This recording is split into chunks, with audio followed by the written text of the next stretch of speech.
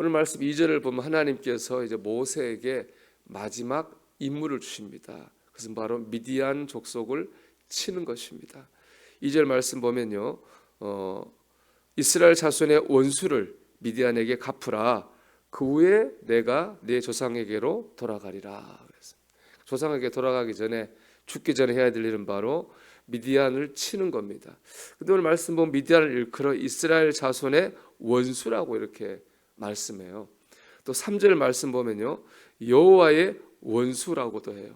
그러니까 미디안이 이스라엘 자손의 원수고 여호와 하나님의 원수라는 거죠. 무시무시한 말인데요. 왜 그러면 미디안 족속이 이스라엘 자손의 원수고 하나님의 원수일까요? 오늘 말씀 묵상의 초점 바로 여기에 있어요. 미디안 족속이 뭐길래 그들이 하나님의 원수고 이스라엘 족속 우리니까 우리의 원수가 되는가라고 하는 겁니다. 이 말씀은 이제 민수기 25장을 배경으로 한 말씀입니다. 민수기 25장 1절 말씀 보면요, 이스라엘이 시딤에 머물러 있더니 그 백성이 모압 여자들과 음행하기를 시작하니라 그랬습니다.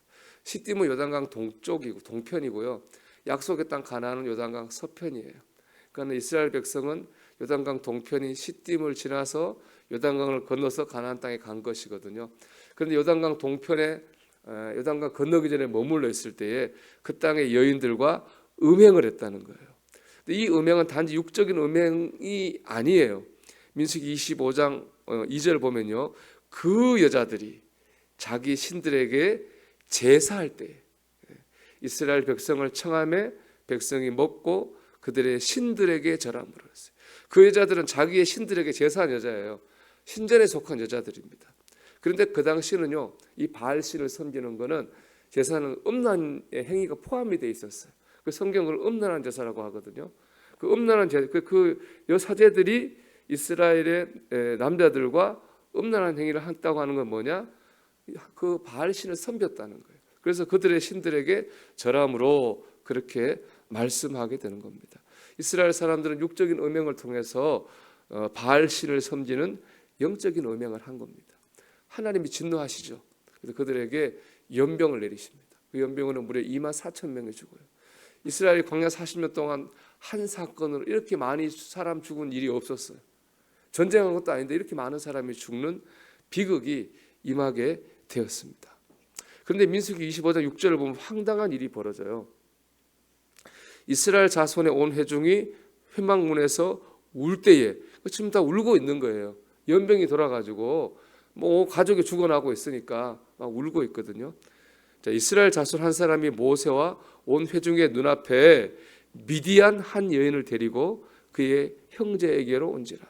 연병이 들어가지고 사랑하는 가족이 막 죽어서 울고 나오고 있는 상황인데 이스라엘 자손 한 사람이 미디안 여인을 데리고 형제에게로 왔어요. 밖에 나가서 음행하는 것 때문에 연병이 돌아 사람이 죽어 나갔는데 아예 그 음행을 이스라엘의 진영 안으로 끌고 온 거예요. 이 여인이 바로 미디안 여인 고스비였어요. 즉 미디안은 뭘 의미하느냐? 믿음의 공동체 안으로 들어온 음행을 말하는 겁니다. 영적인 음행입니다. 하나님을 믿으면서도 다른 신을 추종하는 우상 숭배를 말하는 거예요. 여러분, 무엇이 하나님의 원수요?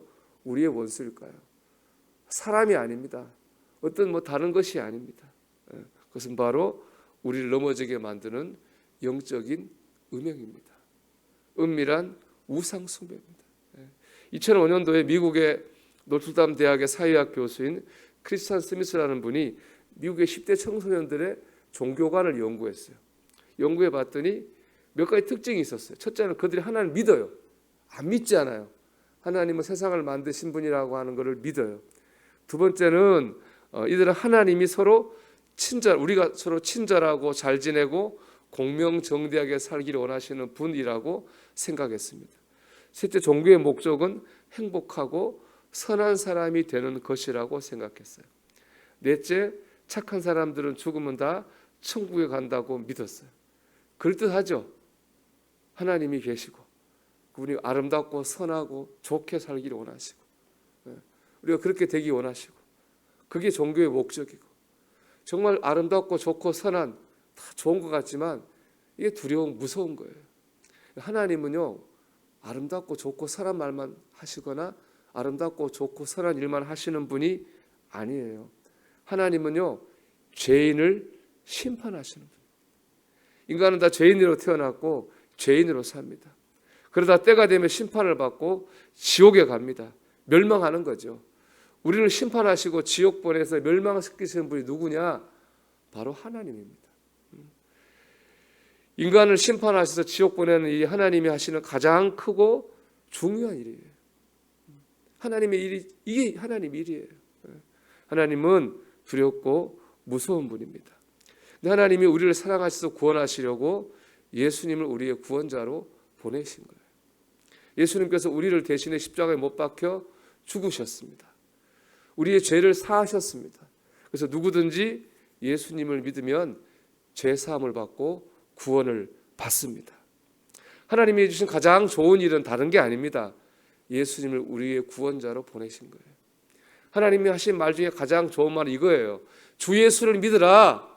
그리하면 너와 내 집이 구원을 얻으리라 합니다.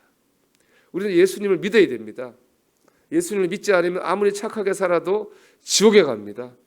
우리가 교회에 대한 가장 큰 이유는 착하게 살기 위해서가 아니라 죄에서 구원을 받기 위해서입니다.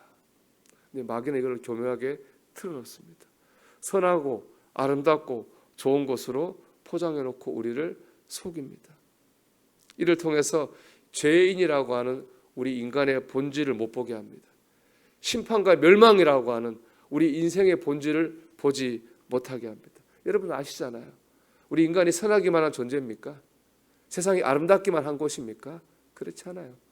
인간이 선하기만 한 존재가 아니고 세상이 아름다운 곳이 아니기 때문에 하나님은 선하고 아름답기만 한 분일 수가 없어요.